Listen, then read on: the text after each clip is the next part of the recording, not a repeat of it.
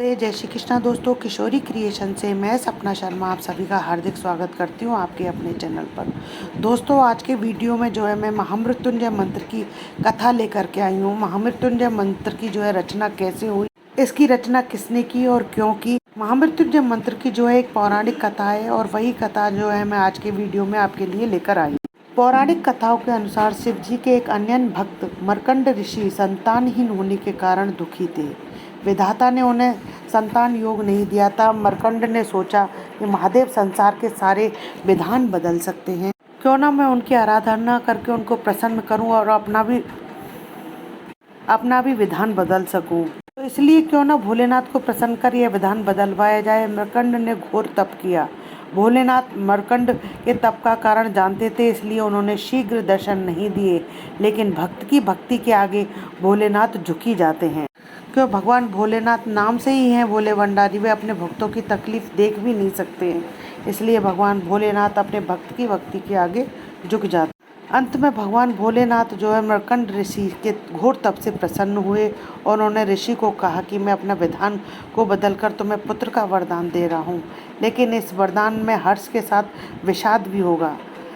भोलेनाथ के वरदान से मर्कंड को पुत्र हुआ, जिसका नाम मार्कंडेय रखा गया। और मार्कंडेय जब थोड़े बड़े हुए तो मर्कंड ऋषि ने उनके ज्योतिषियों को उनकी कुंडली दिखाई। ज्योतिषियों ने मर्कंड को बताया कि यह बहुत ही विलक्षण बालक है और यह बहुत ही कम समय में बहुत बड़े बड़े काम करेगा और ये अल्पायु, इसकी उम्र मात्र 12 वर्ष की है। अब जब जैसे ही ऋषि ने सुना कि उनका बेटा अल्पायु है तो उनकी खुशी के जो है उनकी सारी खुशी खत्म हो गई और उनकी खुशी जो है विषाद में बदल गई।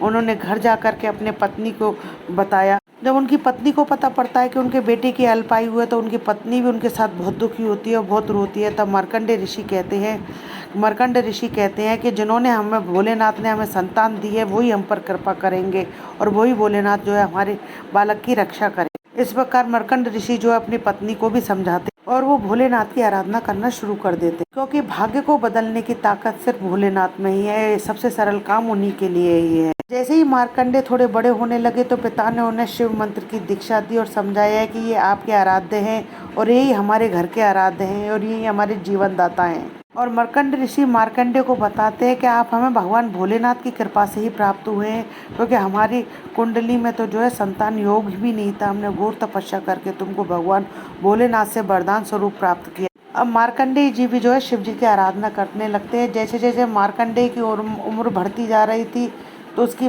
माता पिता की चिंता भी जो है बढ़ती जा रही थी, क्योंकि उनकी माता को पता था कि उनका पुत्र जो है बहुत ही अल्पायु है, कुछ समय बाद उनके पुत्र की मृत्यु हो जाएगी। जब मार्कंडेय माता को इस प्रकार चिंतित देखते हैं तो एक दिन वे अपनी माता से कहते हैं कि माँ, आप इतनी दुखी क्यों रहती हो? क्या आपको मेरा कोई काम करना अच्छा नहीं लगता या आप मेरे किसी काम से प्रसन्न नहीं हो? तब उनकी माता कहती है, नहीं बेटा, मैं तुम्हारे कारण दुखी नहीं हूँ, मेरे दुखी होने का कोई और दूसरा ही कारण है। तब मार्कंडेय ऋषि कहते हैं कि नहीं माँ, आप मुझे वह कारण बताओ तो सही। अब मार्कंडेय जब अपनी माता से बार बार अनुरोध करते हैं तो उनकी माता उन्हें बता देती है कि तुम्हारी आयु जो है बहुत ही अल्पायु है, तुम बहुत कम समय के लिए इस पृथ्वी पर आए हो, क्योंकि जैसे ही तुम्हारे 12 वर्ष पूरे होंगे तुम हमें छोड़ करके चले जाओगे और इसी बात का मुझे विशेष दुख है और हम दोनों आपके बिना कैसे रहेंगे। बस यही दुख जो है हम दोनों को खाए जा रहा है। मार्कंडेय ने निश्चय किया कि माता पिता को सुख देने के लिए उसी सदाशिव भगवान से दीर्घायु होने का वरदान लेंगे जिन्होंने उसे जीवन दिया है, और मैं उन भगवान भोलेनाथ की जो है घोर आराधना करके उनसे दीर्घायु होने का वरदान भी प्राप्त करूंगा। यह सोच करके ऋषि मार्कंडेय जो है भगवान भोलेनाथ की घोर तप शुरू कर देते। जब मार्कंडेय 12 वर्ष के होने वाले थे तो मार्कंडेय ने शिव जी की आराधना के लिए महामृत्युंजय मंत्र की रचना की और शिव मंदिर में बैठकर उसका अखंड जाप करने लगे। और वह महामृत्युंजय मंत्र जो है वो इस प्रकार है, ओम त्र्यंबकम यजामहे सुगंधिम पुष्टि वर्धनम उर्वारुकमिव वंदनान मृत्युर्मुक्षीयमामृता। इसी मंत्र की रचना जो है मार्कंडेय ऋषि ने की और इसका ही उन्होंने अखंड जाप करना शुरू कर दिया। समय पूरा होने पर यमदूत उन्हें लेने आए।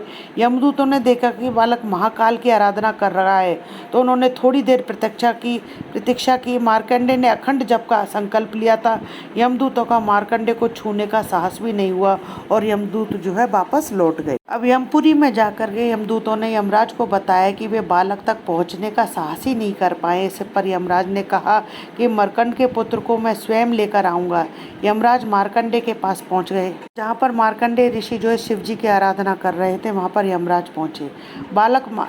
बालक मार्कंडे ने यमराज को देखा तो जोर जोर से महामृत्युंजय मंत्र का जाप करते हुए शिवलिंग से लिपट गया।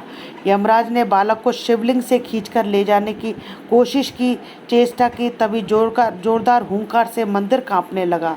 एक प्रचंड प्रकाश से यमराज की आंखें चुंधिया गईं और उस शिवलिंग में से स्वयं महाकाल भगवान प्रकट हो गए। उन्होंने हाथों में त्रिशूल लेकर यमराज को सावधान किया और पूछा कि तुमने मेरी साधना में लीन मेरे भक्त को खींचने का कैसे साहस किया है।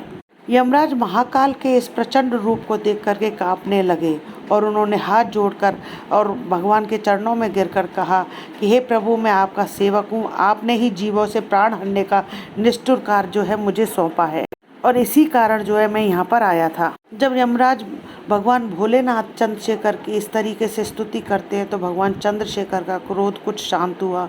तो वो बोले, मैं अपने भक्त की स्तुति से प्रसन्न हूँ और मैंने इसे दीर्घायु होने का वरदान दिया है, तुम इसे नहीं ले जा सकते। तब यमराज ने हाथ जोड़कर कहा कि प्रभु, आपकी आज्ञा जो है सर्वोपरि है। मैं आपके भक्त मार्कंडे द्वारा रचित महामृत्युंजय मंत्र का जप करने वाले को त्रास नहीं दूंगा। इस कृपा से मार्कंडे दीर्घायु हो गए और उनके द्वारा रचित महामृत्युंजय मंत्र काल को भी परास्त करता है। आज भी यह मंत्र जो है उतना ही प्रासंगिक और उतना ही चमत्कारिक है। अगर कोई भी व्यक्ति इस महामृत्युंजय मंत्र का अनुष्ठान करता है, सच्ची श्रद्धा रक्त करता है, तो काल भी उसका बाल भी बांका नहीं कर सकता है। अगर किसी व्यक्ति पर मृत्यु योग बन रहा होता है तो अगर वह 1.25 लाख महामृत्युंजय का अनुष्ठान कराता है तो उसका वही योग भी टल जाता है। दोस्तों, अगर आपको मेरा ये वीडियो पसंद आए तो प्लीज़ मेरे वीडियो को ज़्यादा से ज़्यादा लाइक और शेयर करें। यदि आप मेरे चैनल पर नए हैं तो चैनल को सब्सक्राइब करना ना भूलें। पास ही में बेल आइकन को दबाएँ जिससे मेरे आने वाले हर नए वीडियो का नोटिफिकेशन आपको मिल जाए। जय श्री कृष्णा दोस्तों।